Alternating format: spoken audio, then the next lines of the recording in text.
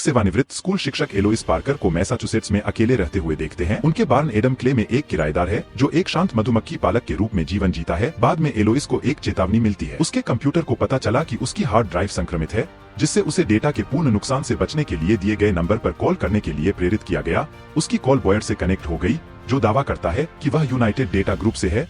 एलोइस ने उसे चेतावनी के बारे में सूचित किया, जिस पर उसने उसे आश्वासन दिया कि संदेश उनके एंटीवायरस सॉफ्टवेयर से है और यह सॉफ्टवेयर पैकेज का हिस्सा है जिसे उसने अपने कंप्यूटर पर पहले से इंस्टॉल किया है। उसने उसे पुराने संस्करण को अनइंस्टॉल करने और नवीनतम संस्करण को इंस्टॉल करने की सलाह दी है। हालांकि जब एलोइस ने उल्लेख किया कि वह तकनीक प्रेमी नहीं है, तो बॉयड ने उसे वह सॉफ्टवेयर डाउनलोड करने का सुझाव दिया। उसे दूरस्थ रूप से पुनः स्थापित करने की अनुमति देगा। एलोइस सहमत है और निर्देशों का पालन करता है और बॉयड उसके कंप्यूटर तक दूरस्थ पहुंच प्राप्त करता है, जिससे उसकी टीम को उसके खाते के विवरण उजागर होते हैं और घोटाले को अंजाम देने के लिए उन्हें निर्देश देते हैं। बॉयड असुविधा को स्वीकार करते हुए एलोइस की सदस्यता शुल्क जमा करने की पेशकश करता है।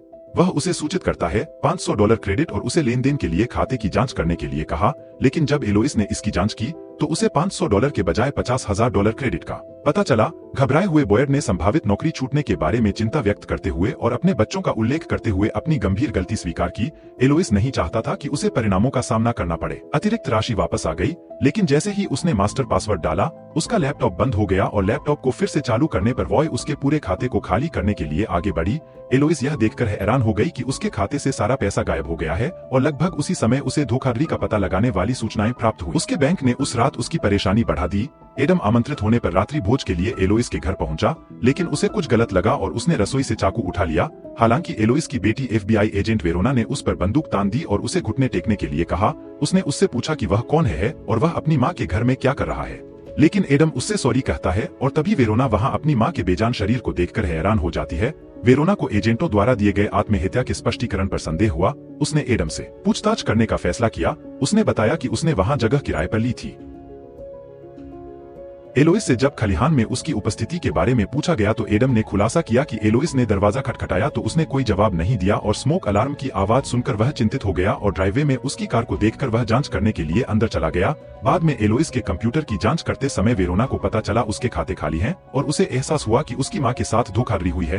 अब एडम को अगली सुबह रिहा कर दिया जाता है क्योंकि बंदूक पर उंगलियों के निशान उसके नहीं थे, लेकिन एलोइस की वेरोना बाद में एडम से पिछली रात के लिए माफी मांगती है और जिस पर वह कहता है कि यह समझ में आता है। वह उसे आमंत्रित करती है, अपने घर जाती है और अपनी माँ की देखभाल करने के लिए आभार व्यक्त करती है। वेरोना साझा करती है कि उसका मानना है कि उसकी माँ उसे पसंद करती थी क्योंकि वह उसे उसके भाई की याद दिलाता है, जो एक समुद्री हमलावर था जो कुछ साल पहले मारा गया था। फिर उसने खुलासा किया कि उसकी माँ के साथ घोटाला किया गया था, जिसके परिणामस्वरूप उसे खाली करना पड़ा। जब वह पूछता है कि क्या वह जानती है कि यह किसने किया है, तो वेरोना ने खुलासा किया कि जिम्मेदार चालक दल बिना पहचाने जाने वाले नामों के 2 साल से काम कर रहा है। वह कहती है कि भले ही उन्होंने कोई बचाव वकील किया हो, वह सिर्फ यह तर्क देगा कि बुजुर्ग पीड़ित एक अजनबी को तार देने के लिए सहमत हुआ था। पूरे जीवन की बचत। एडम टिप्पणी करते हैं कि जब कोई किसी बच्चे को चोट पहुंचाता है तो माता पिता होते हैं, देखभाल करने वाले लोग आगे आने के लिए तैयार होते हैं, लेकिन जब कोई किसी वृद्ध व्यक्ति को चोट पहुंचाता है तो कभी कभी उन्हें अकेले ही हॉर्नेट्स का सामना करने के लिए छोड़ दिया जाता है, क्योंकि या तो इस पर किसी का ध्यान नहीं जाता है या किसी को इसकी परवाह नहीं होती है। वह परवाह करती है और वह जिद्दी है, इसलिए वह उसे पकड़ लेगी जिसने भी ऐसा किया है। एडम यह कहते हुए उठता है कि उसे छत्ते की देखभाल करनी है और वह शहद का जार लेकर चला जाता है जो वह एलोइस के लिए लाया था। एडम मधुमक्खी के छत्ते के बक्से में से एक सैटेलाइट फोन निकालता है और संपर्क करता है। एक महिला नाम और पता प्राप्त करने के लिए अनुरोध कर रही है। बाद में महिला ने उससे संपर्क किया और उसे सूचित किया कि वे दुनिया भर में घूम रहे हैं, लेकिन उसे पता मिल गया। Adam United Data Group building में पहुंचता है और सुरक्षा के उसे रोकने की कोशिश के बावजूद वह अंदर जाने पर जोर देता है। आग लगाने के लिए जब सुरक्षा गार्ड उसे प्रवेश करने से रोकने का प्रयास करता है तो एडम उनसे सवाल करता है कि क्या वे जानते हैं कि वे समाज में कमजोर लोगों का शोषण करने वाले घोटालेबाजों के लिए काम करते हैं। जब वे उस पर हमला करने की कोशिश करते हैं तो वह उन्हें नीचे गिरा देता है और इमारत में प्रवेश करता है और रिसेप्शनिस्ट को निर्देश देता है अन्य कंपनियों को तुरंत खाली करने के लिए सूचित करने के लिए, क्योंकि आग लगने वाली है। एडम कॉल सेंटर में प्रवेश करता है और कर्मचारियों से यह प्रतिज्ञा दोहराने की मांग करता है कि वे फिर कभी कमजोर और असुरक्षित लोगों से चोरी नहीं करेंगे। लेकिन जब उन्होंने उसे गंभीरता से नहीं लिया तो एडम ने एक को पीटना शुरू कर दिया। उनमें से जिसे देखकर बाकी लोग डर जाते हैं और वह जो कहता है उसे दोहराते हैं। फिर वह कॉल सेंटर में गैसोलीन डालने के लिए आगे बढ़ता है और जब बॉयड उससे पूछता है कि वह क्या कर रहा है तो एडम कहता है कि वह एक मधुमक्खी पालक है और वह छत्ते की रक्षा करता है और कभी कभी वह धुआं निकालने के लिए आग का उपयोग करता है। हॉर्नेट्स बॉयड अपने सुरक्षा गार्डों को उसे रोकने का आदेश देता है, लेकिन एडम कुछ ही क्षणों में उन सभी को मार गिराता है, जिसके बाद वह बॉयड से कहता है कि उसके मछली पकड़ने के घोटाले से इस कॉल सेंटर में अगली कॉल इन तारों में एक चिंगारी छोड़ देगी और सभी गैसोलीन धुएं को दे देगी। यहाँ कुछ भी जीवित नहीं होगा। थोड़ी देर बाद एक आदमी ने नंबर पर कॉल किया जिससे चिंगारी भड़की और एक शक्तिशाली विस्फोट हुआ और अंततः इमारत नष्ट हो गई। बाद में बॉयड ने अपने मालिक डेरेक डेनफोर्थ को इस घटना के बारे में सूचित किया कि एक आदमी ने उनकी इमारत को नष्ट कर दिया। 4 लोगों की मौत से स्तब्ध डेरेक ने उस आदमी का नाम पूछा, लेकिन बॉयड ने बताया कि उसके पास वह नहीं है और आग में सभी कैमरे और ड्राइव नष्ट हो गए। डेरेक ने उस आदमी को ढूंढने के लिए पूर्व CIA निदेशक वालिस वेस्टवाइल्ड से मदद मांगी, लेकिन उसने यह कहा यह पुलिस के लिए एक नौकरी की तरह लगता है और वह उसकी मदद नहीं कर सकता। डेरेक ने बॉयड को क्रेडेंशियल्स प्रदान करते हुए वापस बुलाया और उसे हाल के सौदों से जुड़े किसी भी व्यक्ति की जांच करने के लिए अपने क्लाउड में लॉग इन करने का निर्देश दिया। बॉयड पूछता है कि अगर उसे यह आदमी मिल जाए तो क्या होगा, जिस पर डेरेक ने उसे बेरुखी से आदेश दिया उसे मारने के लिए एक विध्वंसक दल को इकट्ठा करने के लिए। इस बीच Verona United Data Group building के बाहर अपने साथी मैट से मिलती है और वह उसे सूचित करता है कि रिसेप्शनिस्ट ने 40 साल के एक मजबूत आदमी को सुरक्षा के साथ छेड़छाड़ करते और गैस के डिब्बे के साथ इमारत में प्रवेश करते देखा है। दूसरी ओर बॉयड एडम का पीछा करता है। वह गुंडों के एक समूह के साथ अपने छत्ते की ओर जाता है और उन्हें छत्ते को नष्ट करने का आदेश देता है। बाद में वे एडम को मारने के इरादे से खलिहान की ओर बढ़ते हैं। हालांकि एडम कुशलता से उन्हें एक एक करके नीचे ले जाता है और एक तीव्र टकराव में वह गार्नेट की उंगलियों को काटकर उसे विकृत कर देता है। बाद में वेरोना को अपनी मां के घर में आग लगने की खबर मिलती है और उसे पता चलता है कि आग में मृत व्यक्तियों को यूनाइटेड डेटा समूह द्वारा नियोजित किया गया था। मैट ने पूछताछ की कि क्या कोई संभावना है कि क्या वह व्यक्ति जिसने यूनाइटेड डेटा को जला दिया है उसे मारने का फैसला नहीं करता है। समूह वही व्यक्ति है जो अपनी मां से जगह किराए पर ले रहा है। इस बीच बॉयड डेरेक से संपर्क करता है और रिपोर्ट करता है कि उस आदमी ने उसके दाहिने हाथ की उंगलियां काट दी हैं। डेरेक उससे पूछता है कि वह आदमी कौन है, जिस पर बॉयड कहता है कि वह नहीं जानता, लेकिन वह एक मधुमक्खी पालक है। अचानक एडम बॉयड को घून से मारते हुए उसे अपनी कार से बाहर खींच लेता है और उसे टो स्ट्रैप से बांध देता है। इसके बाद एडम अपने ट्रक के पास जाता है और उसे तेज कर देता है, जिससे बॉयड ट्रक के साथ एक पुल से गिर जाता है और उसकी मौत हो जाती है। फिर वह डेरेक से बात करता है और उसे चेतावनी देता है कि वह उसका पीछा कर रहा है। डेरेक ने इस बारे में वालिस को सूचित किया, लेकिन वालिस का कहना है कि अगर एक मधुमक्खी पालक कहता है कि वह मरने जा रहा है तो वह ऐसा कुछ नहीं कर सकता है या कोई और इसे रोक नहीं सकता है। और जब डेरेक उससे पूछता है कि वह क्या अच्छा है तो वालिस बताता है कि उसने 35 किया है। विश्व की प्रमुख खुफिया एजेंसी के निदेशक के रूप में वर्षों की निष्ठावान सरकारी सेवा के बाद वह कुछ भी कर सकता था, लेकिन उसने यह नौकरी अपनी मां के उपकार के रूप में चुनी ताकि डैनफोर्थ एंटरप्राइजेज की प्रतिष्ठा और उसके नाम की रक्षा की जा सके। डेरेक ने उससे पूछा कि वह उसे बताए कि यह लड़का क्या है, जिस पर वालिस का कहना है कि शायद वह आंखों की आखिरी जोड़ी है जिसे वह FBI फील्ड कार्यालय में स्थानांतरित होने वाले दृश्य पर उपहास करने जा रहा है, जहां वेरोना मैट को बताती है कि यूनाइटेड डेटा समूह के व्यक्ति एक ज्ञात भीड़ सहयोगी बॉयड के नेतृत्व में घोटालेबाज थे। उसे संदेह है कि यूनाइटेड डेटा ग्रुप कई कॉल सेंटरों में से एक है, इसलिए वहाँ एक केंद्रीय कार्यालय होना चाहिए जो उन सभी को नियंत्रित कर रहा हो, और यही उन्हें मिला। फिर वह एडम के बारे में पूछताछ करती है और मैट उसे केवल जन्म प्रमाण पत्र और एक के साथ एक भूत के रूप में वर्णित करता है। तभी सामाजिक सुरक्षा नंबर पर एक कॉल आती है जिसमें वेरोना को छोड़ने का आग्रह किया जाता है क्योंकि उन्होंने बॉयड का पता लगा लिया है। इस बीच डेरेक की मां जेसिका वालिस को फोन करती है और उसे बताती है कि उसने डेरेक को कभी नहीं देखा है। इस डर से वह उसे होल्डिंग कंपनी में एक बोर्ड सीट की पेशकश करती है। वालिस का कहना है कि उसे इसकी आवश्यकता नहीं है और उसने डेरेक की रक्षा के लिए उसे अपने शब्द दिए। वालिस ने CIA निदेशक जेनेट से सहायता मांगी और खुलासा किया कि जेसिका के बेटे ने उस रात एक मधुमक्खी पालक का अवांछित ध्यान आकर्षित किया था। जेनेट ने उसे वापस बुलाया और उसे बताया कि उसकी समस्या क्या है। कार्यक्रम से सेवानिवृत्त वर्तमान सक्रिय मधुमक्खी पालक को इस मुद्दे के बारे में पता है और वह यहाँ से चीजें ले जाएगा। हालांकि वालिस ने चिंता व्यक्त करते हुए कहा कि वर्तमान मधुमक्खी पालक एक पागल है जिसे महीनों पहले हटा दिया जाना चाहिए था। बाद में वर्तमान मधुमक्खी पालक ने एडम पर हमला शुरू कर दिया। वह उसे मारने का इरादा रखता है, लेकिन वह भागने में सफल हो जाता है और जब स्थानीय पुलिस घटनास्थल पर पहुंचती है तो वह उन्हें भी गोली मार देती है। साथ ही मौके का फायदा उठाते हुए एडम उसे पीछे से लात मारने के लिए उसके साथ लड़ाई में शामिल हो जाता है और जैसे ही वह उसे गोली मारने का प्रयास करती है वह रहस्यमय तरीके से निराश होकर गायब हो जाता है। उसके ट्रक पर चढ़ जाता है और एक मशीन गन के साथ एक गैस स्टेशन को ध्वस्त करना शुरू कर देता है और अराजकता में एडम उसे हनी जार से मारकर नीचे गिरा देता है, फिर उसे आग लगा देता है जिससे वह अपनी कार से गिर जाती है और उसकी मृत्यु हो जाती है। एडम फिर उसके पास बेजान हो जाता है, शरीर ने उसकी एक उंगली काट दी और जैसे ही वह चला गया गैस स्टेशन में विस्फोट हो गया। जेनेट ने वालिस को फोन किया और उसे सूचित किया कि समस्या का समाधान नहीं हुआ है। मधुमक्खी पालकों ने स्थिति का अध्ययन किया है और तटस्थ रहने का फैसला किया है, इसलिए अब वह अगले दिन वेरोना में अपने दम पर है और मैट गैस स्टेशन पर पहुंचते हैं और एक जासूस उन्हें सूचित करता है कि वाहन एनिसेट लैंड्रेस वेरोना में पंजीकृत है। मैट से पूछता है कि क्या वह जानता है कि एनेट कौन है और वह जवाब देता है कि वह कोई है जो एडम की तरह किसी भी वाणिज्यिक या सरकारी डेटाबेस में मौजूद नहीं है। वेरोना को कार में एक किताब मिलती है और कहती है कि यह एक और कारण है कि एक नेट लैंड्रेस एडम की तरह होती है।